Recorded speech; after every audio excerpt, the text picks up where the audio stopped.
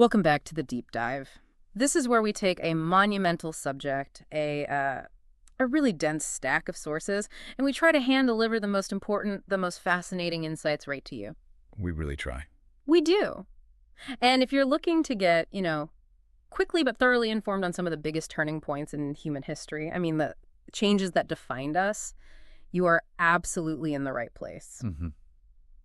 Today, we are undertaking a deep dive into a topic of just colossal scope and incredible longevity. We're talking about the prehistoric period in India. It's a huge one. We're talking about literally millions of years of human development. Millions. And it's all defined by how early humans learned to adapt, to innovate, and ultimately to shape their environments across the entire subcontinent. That's right. The sources we have in front of us give a really detailed chronological breakdown of this foundational era, and we're going to be focusing specifically and I think pretty intensely on the Stone Age. And, when we talk about the prehistoric period in an archaeological context, it's so important to set the boundary for the listener first. Right. What do we even mean by prehistoric? Well, by definition, this refers to the span of human history before the advent of written records, Right. before the ability to, inscribe information for posterity. So no texts, no chronicles, nothing like that. Nothing. So everything we know about this period, and this is key, we know it through the physical remains. We're talking tools, settlement patterns, rock art, fossil evidence, not historical texts. And for India, this silent history, as you call it, dates back to the very start of the Stone Age, which is approximately About 2.5 million years ago. 2.5 million years. I mean, that time scale is almost impossible to grasp, but that is our mission today. We are going to unpack the chronological and the technological evolution of the Stone Age. And it's divided into 3 big eras, which is helpful. Right. 3 massive, distinct eras. We'll start with the Paleolithic, which is the Old Stone Age. Then we'll move through the Mesolithic, that crucial Middle Stone Age.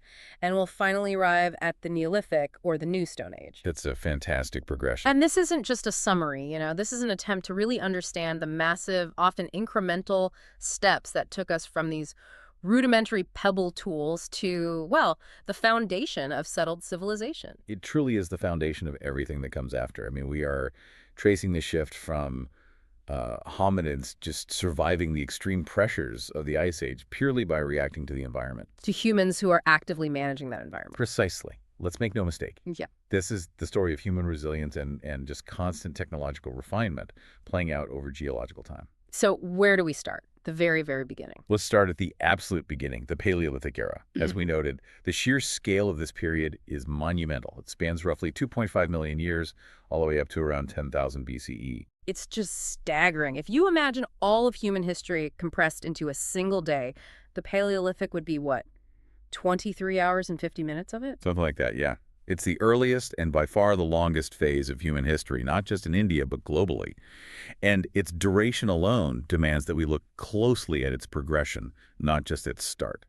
Okay, so what defines this enormous stretch of time? What's the context? Well, the biggest context is the climate. This era almost entirely encompassed the major geological period we all know as the Ice Age. The Pleistocene epoch. The Pleistocene, exactly. So when we talk about Paleolithic humans in India, you have to picture people surviving these massive glacial cycles, constantly shifting sea levels, and immense changes in vegetation patterns. The sheer effort of just staying alive must have been exhausting. I mean, the world is actively changing around you constantly. Precisely. And because of this harsh, ever-changing environment, the primary lifestyle was one of pure necessity. They were nomadic hunter-gatherers. They had to be. Constantly moving, following the big game herds, often megafauna, and tracking seasonal resources like plants and fruits. The shelter. Temporary. They would use what they could find.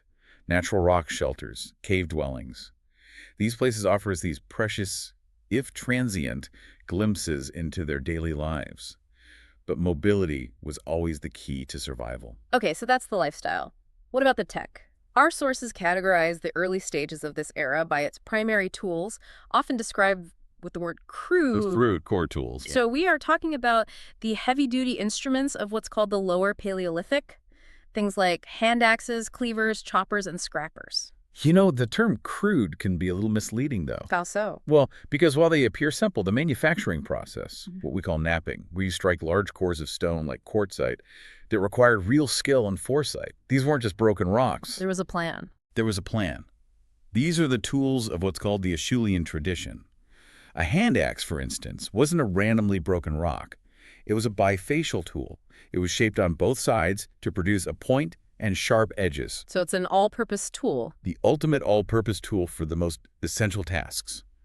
Digging up roots, chopping wood, butchering these huge carcasses, and, possibly even self-defense. It's not just a survival tool then, it's a cognitive leap. The creator had to visualize the final shape locked inside that core stone before they even started chipping away. That's it, exactly. And what's so fascinating here is that even within this massive Paleolithic era, there was continuous technological evolution. The sources make it very clear that the Paleolithic in India is further divided into distinct phases, And those phases are based on what? based on exactly the kind of stone tools people used and how they adapted to those climate change patterns. It was not static for 2 million years. That is the critical point. This progression shows a subtle but continuous technological shift, and that reflects a growing cognitive capacity. Absolutely. So we move from that lower Paleolithic, which was dominated by those heavy all-purpose hand axes and choppers, into a new phase. Right, let's get into that crucial middle phase, because the focus shifts pretty dramatically towards tools based on smaller pieces of stone. The flakes. Yes, the flakes. Instead of just shaping the entire stone core, people started realizing the incredible value of the sharp, predictable chips that were knocked off that core. This is a fundamental change in manufacturing philosophy. It's about efficiency, right? It's all about efficiency. This transition to flake-based industries characterizes what archaeologists call the Middle Paleolithic phase. Now, here's where we need to address something from the source material that might be confusing. The dates. The dates are always tricky in prehistory. There's massive regional variation and temporal overlap. So our general dates for the Paleolithic go up to 10,000 BCE, but this Middle Paleolithic phase, the flake technology, it wasn't a clean start and stop everywhere at the same time. Not at all. Some early flake industries might predate 150,000 years ago, while the old core tools persisted for much later in other areas. The sources often list these wide, overlapping ranges.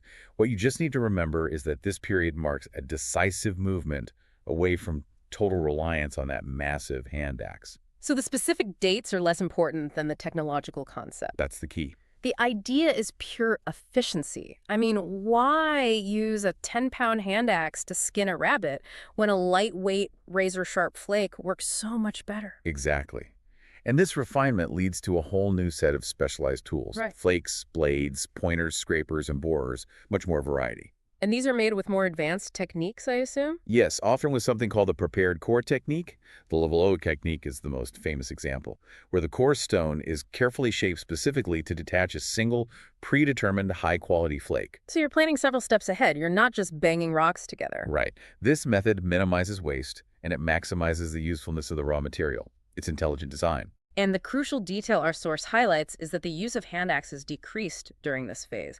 They didn't just vanish, but it implies a refinement in their whole approach to life. It does. They were developing a wider, more specialized toolkit tailored for very specific tasks, like precise skinning, detailed butchery, or maybe working with wood or bone. It suggests a more optimized, less brute force approach to survival. And this specialized toolkit just made that nomadic hunter-gatherer life more effective. And crucially, less energy intensive. They could process materials faster, maybe hunt more efficiently with lighter, sharper projectiles. We see evidence of this Middle Paleolithic technology all across the subcontinent. Where are we seeing this? At sites like the Bilan Valley, the Valley of Luni in Rajasthan, and the Sun and Armada River valleys, it shows the widespread adoption of this new, flake-based thinking. But the evolution doesn't stop there. Moving into the later stages, the Upper Paleolithic, which is roughly 40,000 BCE to 10,000 BCE, we see the technological transition accelerating again. Yes, and this period occurred during the very last and often most severe stages of the Ice Age. Which would demand even greater innovation. It did. The sources call this a period characterized by technological and tool innovation, marking a significant transitional moment towards modern human capabilities. And what's the big innovation here? This stage sees a radical shift toward creating long, standardized blades from a core. It's a technique that can produce far more cutting edge per pound of raw stone than flakes or core tools ever could. So it's another leap in efficiency. A huge leap.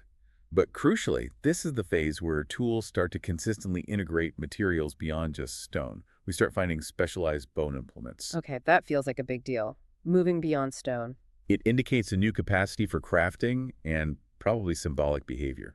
Tell us more about these bone tools. What are we actually seeing here? We're talking about really specialized tools that require a deep understanding of leverage and material science. Things like burins, which are sharp points often used for engraving or grooving bone and antler, And harpoons. harpoons, which indicates advanced fishing techniques, and parallel-sided blades, which were likely inserted into shafts to make spears or knives. But perhaps the most telling development, as you hinted at, is the emergence of needles. Needles. That sounds like a monumental step. It's not just a tool for killing or processing food. It's a tool for complex tailoring. Absolutely. The needle implies the capacity to stitch together carefully prepared hides into fitted, multi-layered clothing. Which would be absolutely essential for surviving the tail end of the Ice Age when temperatures were still plummeting. It's a sophisticated cultural adaptation. Furthermore, it speaks to social development, the ability to keep infants and the elderly warm, which extends group survival. This isn't just technology, it's a huge social advantage. Yeah, if you look at the sheer ingenuity required to select a specific piece of bone, shape it, and then drill a tiny, usable eye for thread, it suggests a complete mastery of raw materials. It really does. But there's a crucial geographical specificity here that our source highlights regarding these bone tools.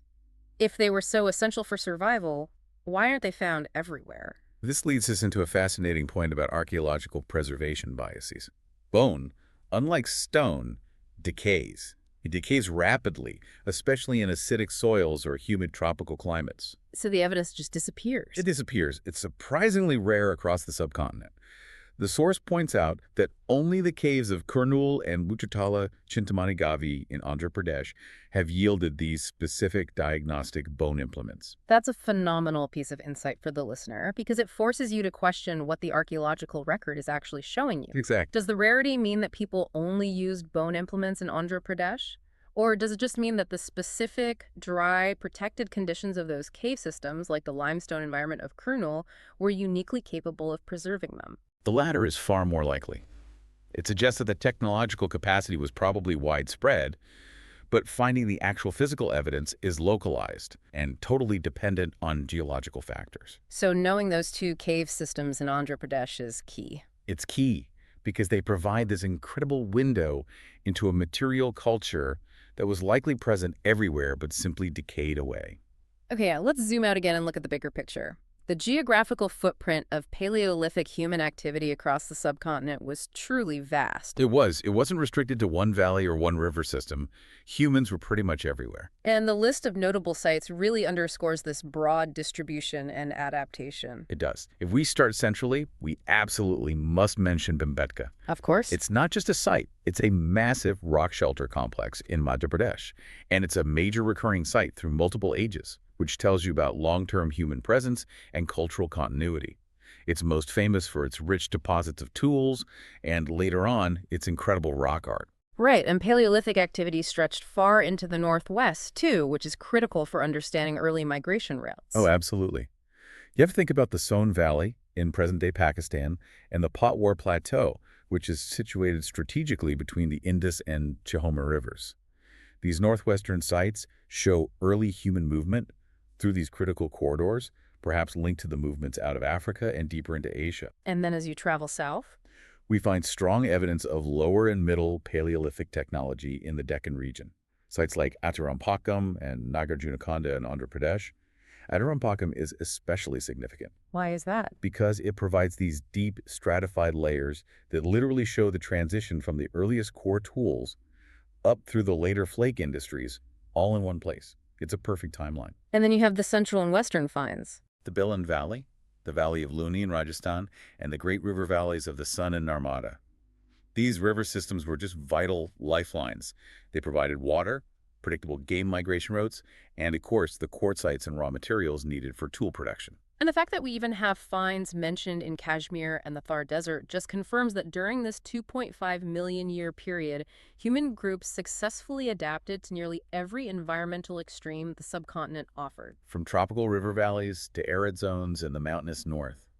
It paints this incredibly detailed picture of resilient, adaptable hunter-gatherers. Who, through subtle but continuous innovation moving from crude core tools to refined flakes and these highly specialized bone implements, managed to survive the massive geological and climatic pressures of the Ice Age. That's the story. And the Paleolithic perfectly sets the stage for the crucial warming period that followed. So we exit the Paleolithic era around 10,000 BCE, and now we move into the Mesolithic, the Middle Stone Age. The great transition. Yeah, this era is much shorter, only about 3,000 years, sometimes even shorter regionally.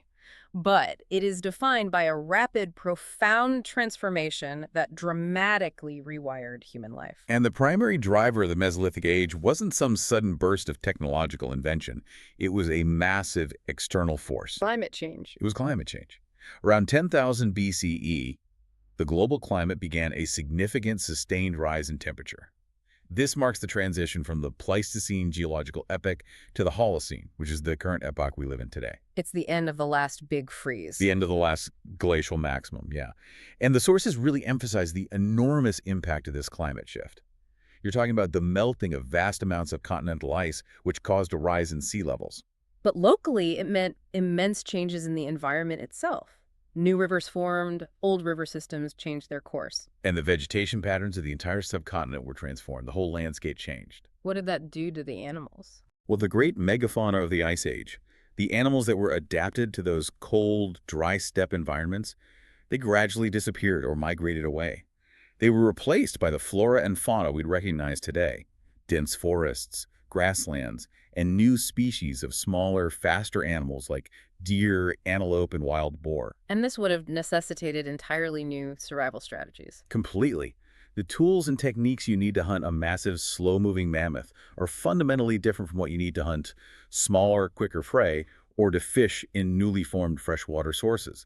The whole pace of life just accelerated. And this environmental pressure is what led directly to the defining technological characteristic of the Mesolithic. The microlith The revolution. microlith revolution. This is where tools become systematically smaller, more efficient, and incredibly sharp. That's right. We mentioned the use of flakes in the Paleolithic, but this is different.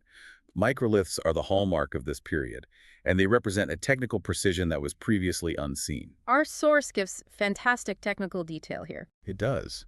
Microliths were minute stone tools, usually made of fine-grained materials like flint, chert, or chalcedony materials that fracture very predictably under pressure flaking. And they were tiny. Tiny, often about a centimeter in length and half a centimeter wide. Yeah. But they could be crafted into these precise geometric shapes like triangles, trapezoids, and lunates, which are crescent shapes. That specific size and geometry is key, isn't it? These weren't used individually. Not at all. They were tiny, razor-sharp components designed to be systematically fitted or hafted into handles or shafts made of bone, wood, or antler.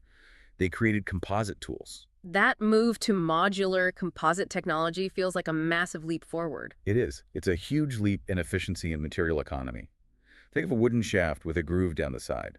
You can fit several sharp microliths into that groove and secure them with natural resin or pitch. And you create a continuous serrated cutting edge. Exactly. For a sickle or a barbed point for a spear or an arrow, their primary purpose was for hunting and fishing, enabling faster, long-distance projectiles. It fundamentally changes hunting. You move away from needing to get close enough to stab an animal with a heavy spear point to being able to use a bow and arrow. You can hunt from a distance. And the precision required for pressure flaking these tiny geometric shapes suggests high levels of technical knowledge and maybe even craft specialization within these groups. I think it definitely does. And this innovation didn't just discard everything that came before. The source notes that the use of bone and antler tools also continued, building on those late Paleolithic innovations. They were just refined. Refined further Yeah. to integrate seamlessly with these new microlith components. The bone serves as the handle, the microlith serves as the cutting edge. It's early engineering. Okay, so let's discuss the most critical socioeconomic shift of the Mesolithic, the true transition that's implied by the name. Right. Initially, people subsisted, just like their ancestors, on hunting, fishing, and intensive food gathering. They were just perfecting that old strategy within a new environment. But later, and this is the inflection point that will define the rest of human history, they began the crucial foundational practice of animal domestication.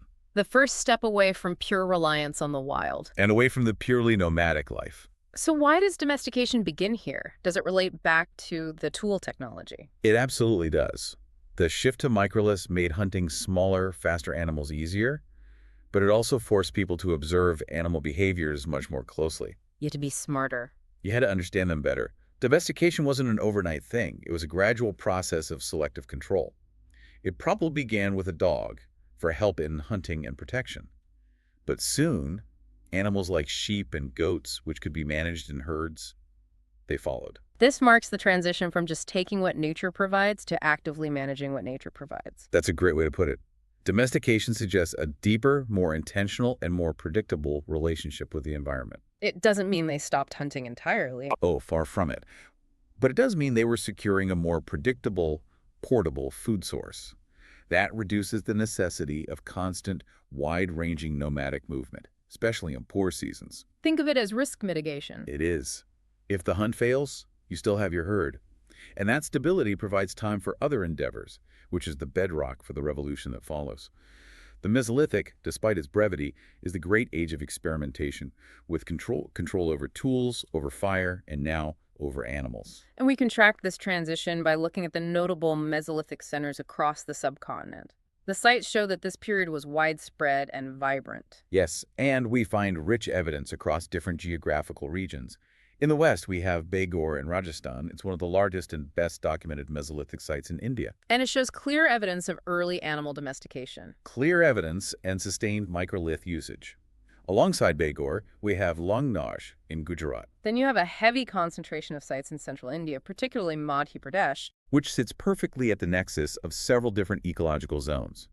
There we see Adamgar, Pachmarhi, and of course the ever-present Bhimbetka. Bhimbetka again. Bhimbetka is crucial here. While its Paleolithic tool deposits are important, its Mesolithic phase is defined by the extraordinary rock paintings found there. So this is when the art really starts. It does. These paintings, they show scenes of hunting, dancing, daily life.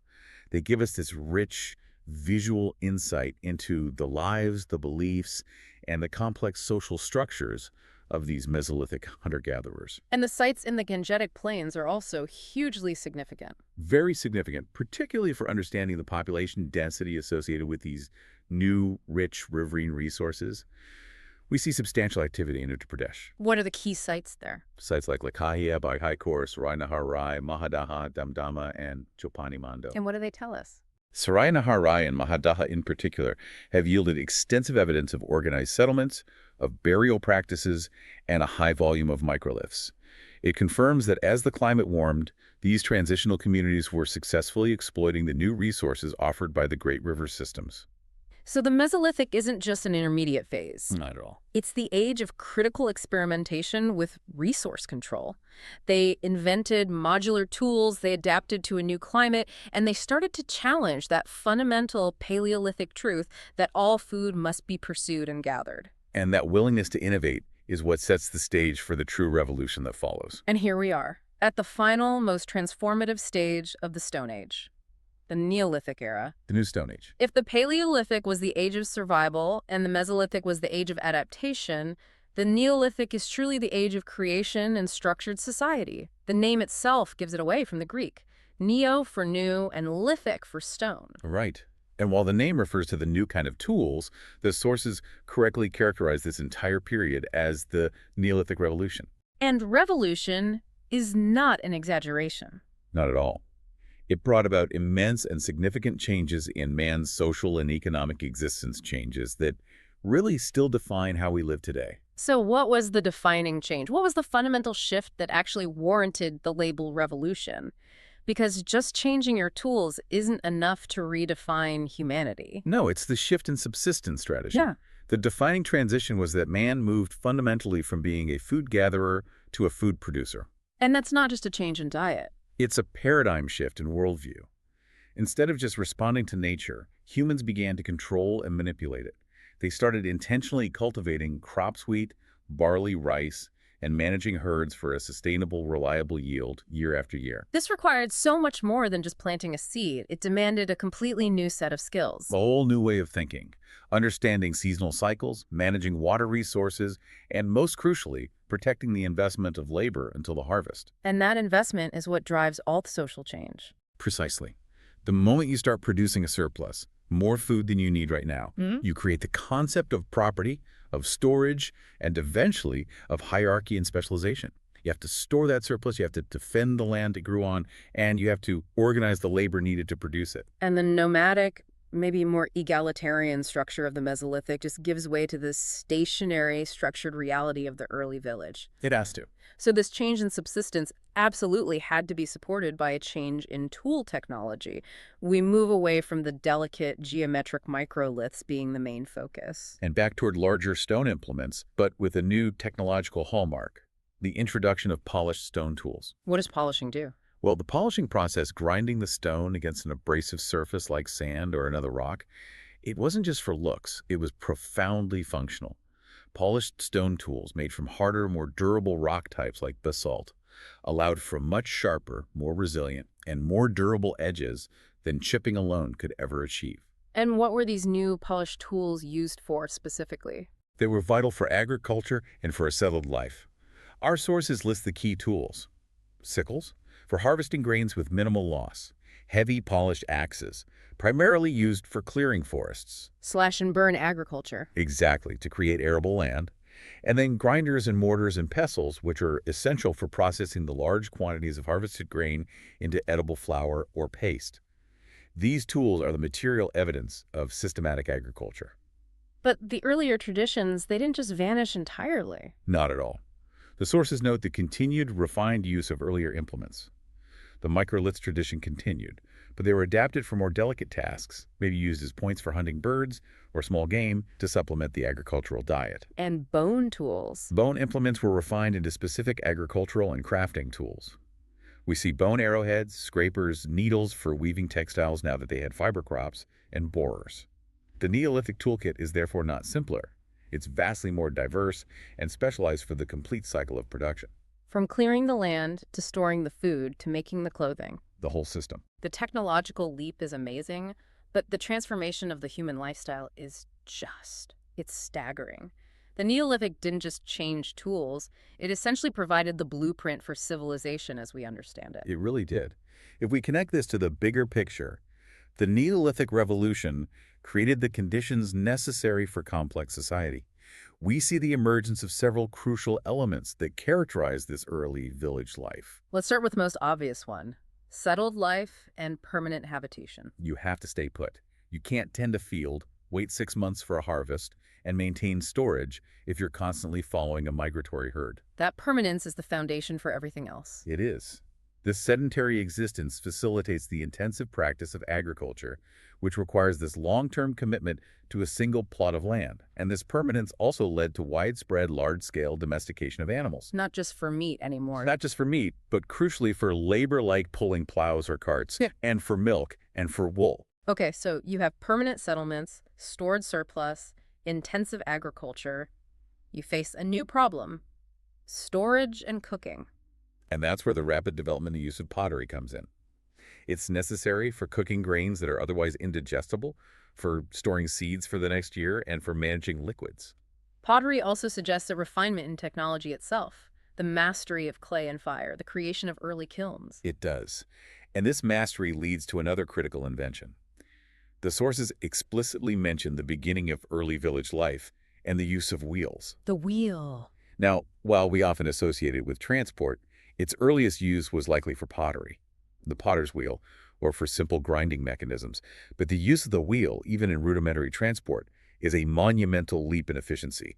It allows the movement of heavy surplus and specialized materials that only settled, productive communities would even require. It's the moment humanity stopped walking 100 miles to find food and started figuring out how to make food come to them, and how to store it and how to transport it efficiently. And that required organization, rules, and a communal structure far more rigid than the small kinship groups of the Paleolithic. It's a complete socioeconomic overhaul. So let's highlight some key sites that showcase this new settled life.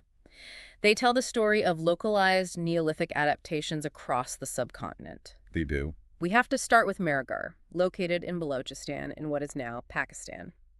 Why is this site so critical to understanding Neolithic origins? Mehrgarh is one of the earliest known sites showing clear evidence of farming and herding in the subcontinent, dating back as far as 7000 BCE. What did they find there? The finds include square or rectangular mud brick houses, evidence of the earliest domesticated wheat and barley, and multiple burial sites that show increasing social differentiation based on the goods buried with the deceased. It's a crucial point of reference for the beginnings of food production in South Asia. Then we have a fascinating regional variation up in Kashmir, specifically at Gufral and Burzahum. What makes these sites so distinct? They are particularly known for their pit dwellings. Pit dwelling. It wasn't just a style choice. It was an ingenious adaptation to the cold local climate of the Himalayan foothills. People literally dug deep circular pits into the ground, often with steps, and likely roofed them over with birch bark or hides. So they lived underground. This subterranean living space maintained warmth and stability against the harsh weather. We also find bone tools unique to this region, suggesting a strong local tradition alongside the new agricultural practices. That's a powerful example of localized innovation based on intense environmental necessity. They created permanent homes by digging into the earth, not just building on top of it. Exactly. Now, moving eastward, we have Charand in Bihar, another significant Neolithic center, sitting squarely in the fertile Gangetic Plain.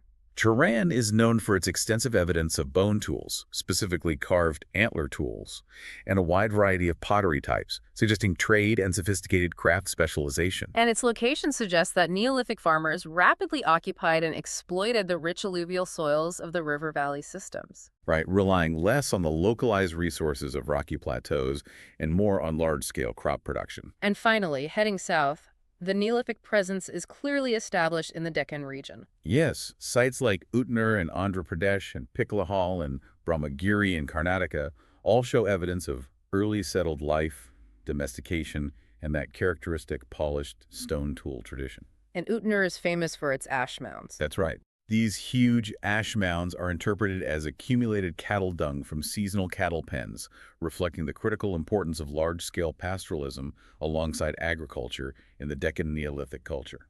These sites reinforce that the Neolithic Revolution was this multifaceted phenomenon tailored to regional environments. So the Neolithic Revolution wasn't a single event. It was a wave of transformation that swept across the subcontinent.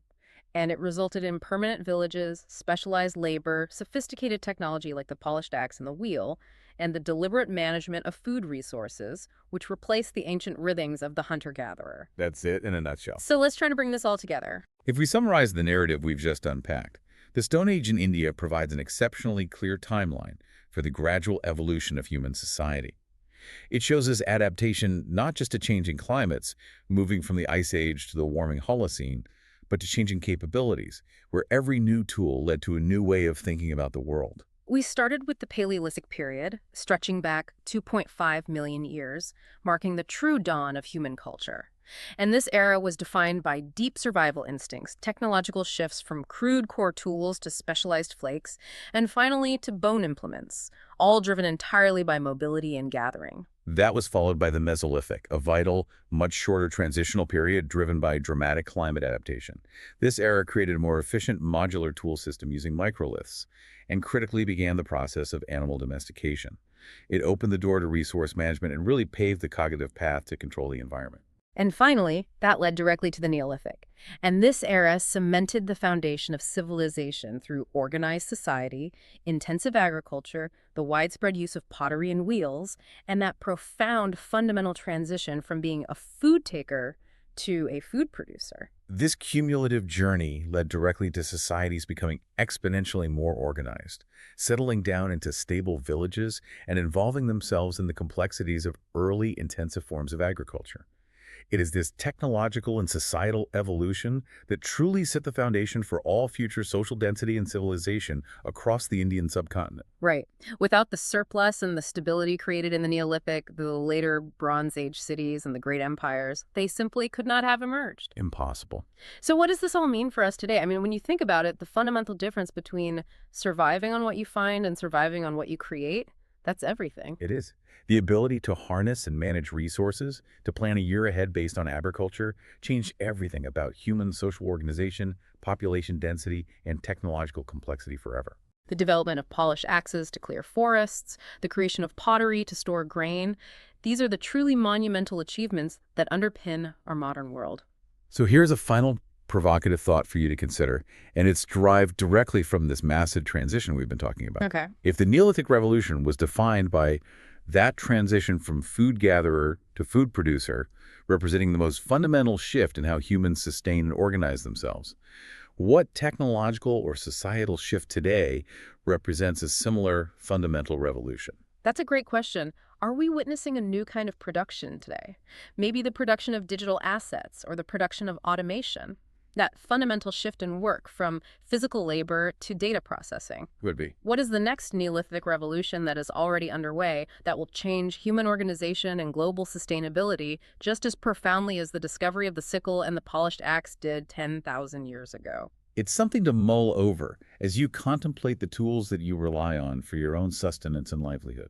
Thank you for joining us for this deep dive into the massive history of the Stone Age in India. Keep digging, keep thinking, and we'll catch you next time.